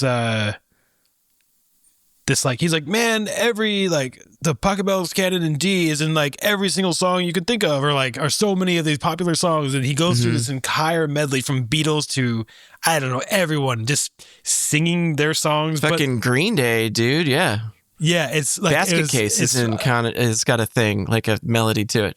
Yeah. It's like a super awesome little video, and like I don't know if it's still around. I'm sure it is, but That's awesome. Dixie, if you find it, put it in the show notes. But it's it's this song about that. Growing up, like, I would identify with this song because, like, I was a theater kid, and like hung out with a bunch of reprobates, and all of the jock popular kids called us freaks. They were just like, "Yo, God, you long-haired freaks!" Like, and we really leaned into it. Like, we got Sharpies and wrote FREX on our knuckles, and like wore black, nail polish. That's frex. I know. That's what you call people with freckles. Yeah. We didn't know. We were in high school. We didn't know better. Yeah, we didn't even know how to spell it. We didn't know we were in high school. We weren't aware of the frex kink that we would come to discover on Pornhub.com later in life. Yeah, so it was just like this identification of like being other, like being part of a counterculture, and my oldest, she is always kind of like identified with that a little bit. I think like she wasn't, as she grew up and got a little older, she was just sort of like, I'm not really here for your gender norms or whatever. I'm not wearing a dress. Like, I want to wear pants, or I'm going to wear a baggy shirt or whatever. Like, I like Billie Eilish and I like her style, and I'm going to do that because, like, I'm not this pretty thing for you or whatever. And so now she's like, crocheting crazy sleeves and like wearing that over her long sleeves. She's like, yeah, I'm just doing my emo phase right now. And like in that picture I showed you where she's got the red dye in her hair, like, nice. That's all part of her whole thing. She's just got this whole like, this sort of like, I'm my own individual and I'm not going to conform to any of your bullshit kind of thing. And like, it's like so impressive at 11. Yeah, it's cool that she's just like, maybe this is a hard road, but like, it's the one that I want to take. Like, I don't want to be like everybody else. I don't want to like do the thing. And so like, we're riding in the car. I don't remember where we're going. Maybe I picked her up from school, and it was like, before we figured out what our tracks were going to be for this episode. And so she was asking about, yeah, what are you guys doing? I'm like, oh, we're doing songs about home. And I think I've got one that I want to do, but like, I haven't figured out the other one. What songs do you think about when you, what do you relate to home or whatnot? And she's like, oh, there's this one song and it goes like, da, da, da, da, da, da, da, da, da. And I was like, I don't know. I can't. She's like, well, just like sing it into your phone. I'm like, I can't. Okay. Like, do you know any of the lines in the song? And she's like, yeah, it's like a place where you're lost and lonely, something, something. I don't really know. And I was like, okay, I'm just going to Google the lyric. And I was like, oh, of course, here it is. And I played it, and I was just like, I was so struck that like we have this sort of shared experience of like being, I don't know, like not, I don't want to say not normal, but different, like feeling different, and like, but like being embraced by people that we cared about for that difference, and it's like, and for me, like, this is like about found family, right? It's like about finding your people and finding like who are going to be the ones that accept you. And it's just, we're very pro LGBT kind of in our house. And it's just like, we're very accepting. So it's just like, we're trying to give that to them. And I think that we have for the most part. So this kind of catapulted him into a little bit of a limelight because it got really big in a bunch of TikTok videos. So it got used over 12,000 times, and so it's got like 62 million Spotify streams. And this dude Holy has shit. still not released a full-length album. So it's just like he's still writing and part of the pop. This Freak song is sitting at 113 on Spotify. Oh, shit. Okay, my data is outdated.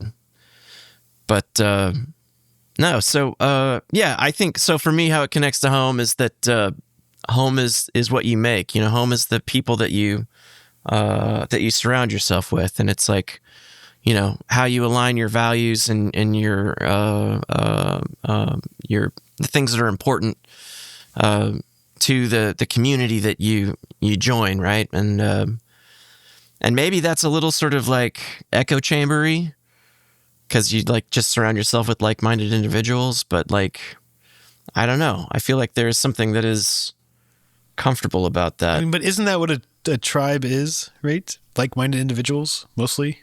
Mostly, Like come together for But my tribe is different because we're open to other ideas that aren't necessarily ours. So we're a better tribe than the other tribe, the red tribe, the MAGA tribe. I'm just saying, like in general, I think like surrounding yourself with like-minded people is a good thing. I think shutting yourself off from talking to anyone who doesn't have your opinion is the problem. Totally. Yeah.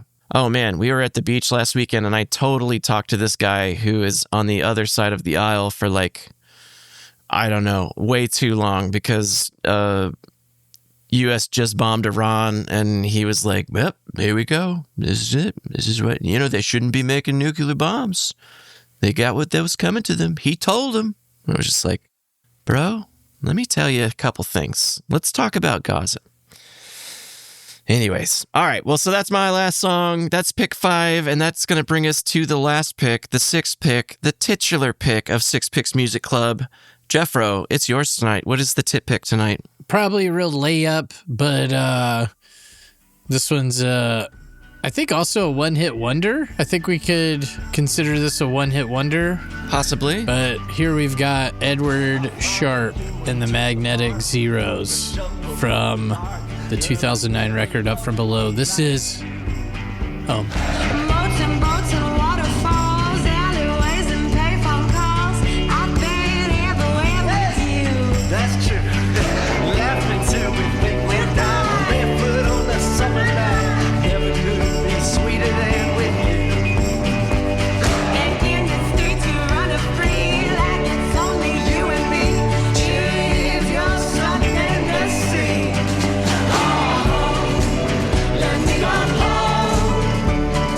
Home is wherever I'm with you. Let me go home. Home is All right. So,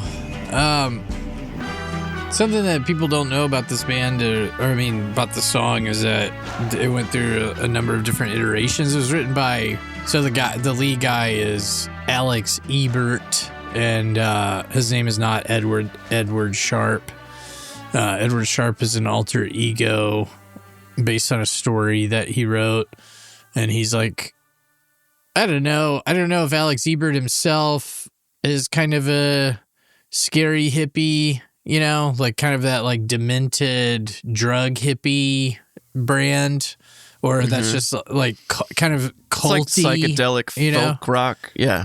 Yeah, but there's like a cult element. There are 14 or 15 people in this band. Like there's just a lot of Right, and the people that lineup's are- constantly changing. Right? Yeah, It exactly. changes a Like lot. so they're coming in and out. You know, there are people beating on drums and like a Well, and then, like, tambourinist and going back to the alter ego, he's like the magnetic zeros is like that is like a mathematical concept, right? That he apparently has created, which reflects his creative and philosophical approach to music and art. yeah, culty. So- Exactly. But he was in a different band called I'm a Robot. IMA, and then Robot. Nice. And Ride or then he Die. he like hit the skids, had to go to rehab, then came out and started recording music on his own, like doing all the parts, blah, blah, blah. So during that process, he wrote the song and it just had different iterations. So one part was it was just about the anti-bathing movement, and so it was home is wherever I smell you. Which, all right, this sounds like this sounds like a Russ story Albino right Brown here. story. Albino Brown story. And then there was like a scatological version that was home is wherever I make poo. And it's just like, it just kept running up against producers that was like, this doesn't sound plausible for people and they're not going to relate to it. But he really pushed back on that last one. Let's keep workshopping. Yeah. Literally, home is where you make poo. So, I mean, just from like, it's factual. But I make poo at work, though. In the end, he met. You just started there. You're the guy like, thanks for the job, boss. I'm going to go blow up your bathroom. I'll be back in 15. Dude, we went to Serrano's for lunch as a team the other day, and I had chicken enchiladas, and that was a terrible choice. My God. Oh, yeah. I had the bubble guts like immediately after we got back, and like I had to leave the room I forgot about twice. I had to leave the room. The first time I heard that term was from you. That's so funny, the bubble guts. So it's like... It's a good one. That's exactly what it is. It is. It's the best name. So, yeah, he met... the woman is named Jade Castrinos. Yeah, and they were in fact in love, and they burned bright for a spell. And I think that they claimed that they were on mushrooms for 5 whole years. If you've ever seen their Tiny Desk concert, that checks out. But they were bankrolled at some point by Heath Ledger, which is interesting. And then she left the band or was forced out when they broke up somehow, something or other. We don't know all the details, but there was a lot of... Yeah, there's a definite controversy and resentment there. So someone did something. I heard it was because she was like using again. Like she had a huge opioid addiction. She had a what There addiction? was something about drugs. Opioid. Yeah, she was on drugs. And yeah. And they were like, hey, get clean and come on the tour. And she's like, fuck you, I'm out. And then told people that she got Listen fired. to how annoying. This is what the Edward Sharpe people, like probably Alex Ebert, wrote on his Instagram. Just I'm gonna quote this in link. This is okay. Before you read that, he's responding to her saying that she was fired through an email. Yeah, exactly. She said she was fired through an email, but this is. It's like, it's a very aggressive hippie kind of piece of writing. And so this is what I mean by the kind of demented, scary, like Charles Manson was a hippie, for example. And then later he was Charles Manson that murdered everybody, like that's a thing that exists. Anyway, I'm not saying that Alex Ebert is a murderer. I'm just saying it's a type of person. So he goes, anyone on here, it's already... anyone on here on Instagram. On Instagram. Hippies don't use Instagram. Come on. Yeah, it's just already off-putting. It's already off-putting. Anyone on here who thinks the story could be as terribly and flatly painted as Jade conveniently did has no idea what this band has always been about. Okay. Do you think that he was in the right in the breakup or Jade? Probably, I'm already on Jade's team. I don't know anything about them, but the first sentence makes me side with her. And then, we're going to keep going. It's a shame to think anyone would comment anything other than a hope that it heals. Okay, that sentence doesn't make any sense. So we have an aggressive first sentence followed by a second sentence that is just poorly constructed. Yeah. Would comment anything other than a hope that it heals. I feel like he is not naming the subject of what he's talking about. We have a pronoun without an antecedent. He's talking about something, but he's not naming it, and it's why it reads so stupid. Because you're like, well, if you're just going to say it, then say it. Otherwise, just leave it. If you think we came to this decision suddenly or as some form of punishment, you have no idea who we are. Again, back to the you don't know us. How dare you? Theme. If you think that email to Jade was not sent 30 seconds after a meeting with Jade, with a big, and the band butt out of the blue.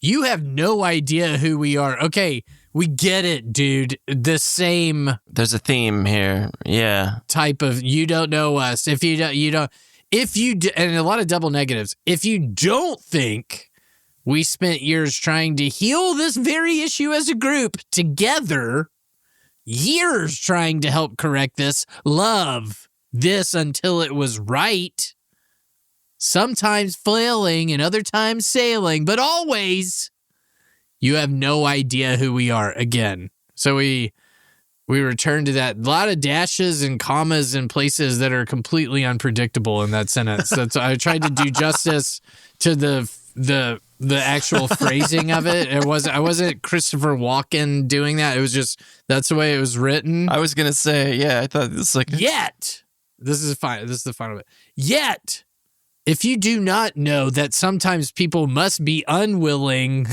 so if you do not know that sometimes people must be unwilling, okay, to allow a continuation of old patterns to make a change for the better, you simply have not yet lived long enough. I hope you all do not continue to speculate ignorantly. It is beneath you, and it is grotesquely damaging. This person, this piece of writing, I just can't even explain to you how much I hate it. Like I just like all of it is the worst thing. But I love that you read it. Every sentence escalates the terrible. Like it gets worse and worse. So it gets like when I think it couldn't get worse, it keeps getting worse. It's impressive from that angle. Like, I'm curious what happens if you're the guy who happens to be wandering by and decide you're going to maybe bathe in the lake that he's hanging out near, and what he's going to do to you if he catches you anywhere near his lake, or maybe you're on his dirt or something. I kind of imagine that he's going to eat entrails. Like he'll literally like just be chewing on your intestines at some point. Do you know what I mean? Like you're just, oh God. Amazing for like the song that's like focuses on the theme of love and friendship and community and a sense of celebration and joy. It's very infectious and uplifting, and you're like, except this is who he really is. Yeah, so he's an angry keyboard warrior. Yeah. No, but it is like it's a great song. Just like to go back to the, and it's a nice. This is one of those separate the art from the artist conversations, right? Definitely, but it's also a really nice sentiment. Like home is wherever your significant other is, and like I love it. It's a very well written piece, and it is poetic. And so, though he can't write a paragraph about events, like that's not his strong suit, he really put the song together quite well, and it's a beautiful little thing. Wouldn't it be awesome if she was the one getting clean and the whole band kicked her out because they wanted to keep getting high, and that was a very high Instagram post that was written, which is why it's so crazy. What's weird about it is that, like, so I was looking around I was like doing a little bit of research, and she looks like lovely and kind and very put together now, like, are the latest pictures that I could turn up.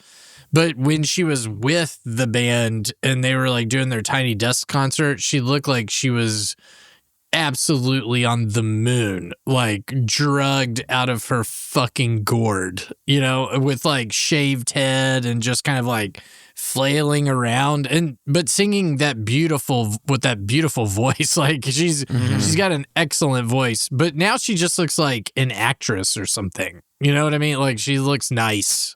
So it seems like she's fine to me, just based on looks alone. But that's not, obviously it's not the greatest measure, but. Is that your diagnosis, doctor? Yeah. She looks fine, so I'm sure she's good. There is something to that. Like I drive past the needle exchange pretty often, and you know, you could profile somebody that's strung out pretty quick. You know? Yeah. Pretty quick. So, like, I read that this parts of this album were recorded live, like in a single room, and this was one of those tracks. So you're talking earlier about how it's kind of it's a gritty, not perfect song or whatever, and that's kind of one of the things I love about live recordings. But the story there at the later half of the song is this ad lib that like wasn't part of the song, and it was just the first time that they actually did this bit. That was the take they kept. That's awesome. Yeah, you could kind of tell that it's organic. They recorded it on tape, right? Like it was like a garage recording, I think. Yeah. Well, like 2-inch tape. So like that's not still, like but like I mean, yeah. I mean, I know it wasn't like, I mean, obviously, but still, like it wasn't digital, so it has that kind of analog, giving it the raw and authentic sound. I think that helps with the charm of the song. Yeah. Did anybody purchase the Edward Sharpe and the Magnetic Zeros record?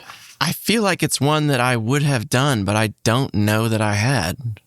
Because I have to look through I was like listening back, and I have listened to the whole thing, like because I knew other songs on it, and I forgot that.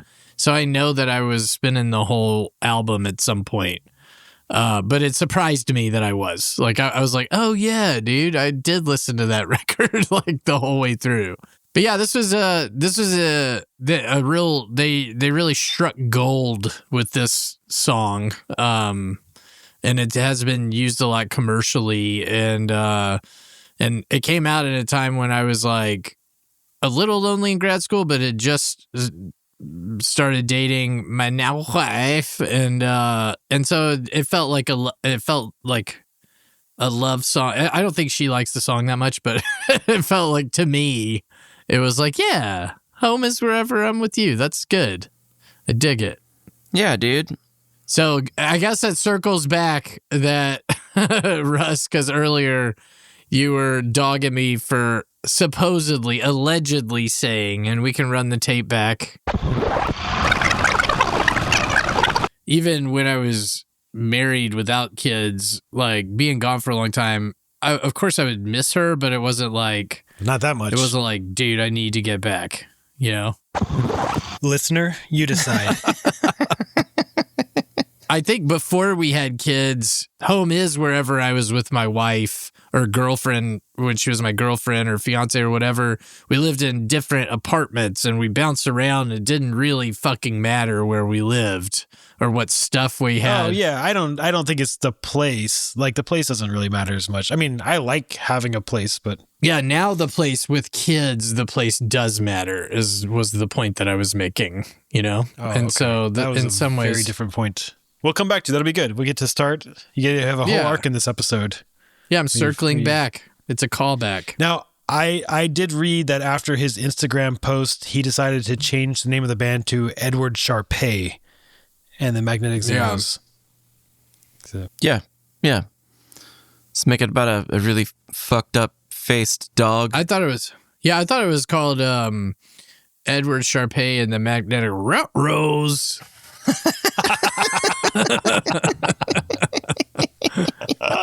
Rose. This is the second Scooby joke that has. God, we're so fucking funny, dude. Well, thanks, Jeffro. Thanks, Russ. There's been some good songs tonight. But listener, that's going to do it for us today on our episode of Six Picks Music Club. Thank you for listening every other Wednesday. Keep your humps humping. You're almost to the weekend. We believe in you, and we really appreciate you listening. If you got a track we should have talked about today, shoot us an email or a comment, and we'll read it on the show so that all the other listener can listen to your bad takes. Just kidding. They're probably okay. This week we have a note from George in New Jersey, and he writes, Hey, Jeffro, Russ, and Dave. I've been a longtime fan of Six Picks Music Club and was particularly struck by your latest episode with Smitty.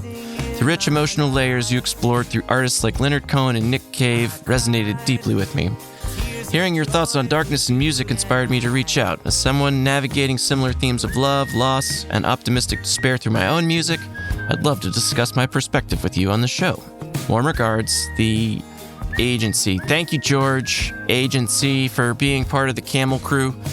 As we lock up and get out the door today, let's give your track, Jude and I, a spin. Listener, be sure to check the show notes for the Spotify playlist with all today's songs and give them a play or two. And thanks as always to Shaolin Death Squad for the opening music. We'll see you in 2 humps. Until then, play it loud, keep jamming. This episode of Six Picks Music Club was produced by Ben Innershiz. Edited by Andy Cornholder. With special thanks to Dixie Rex.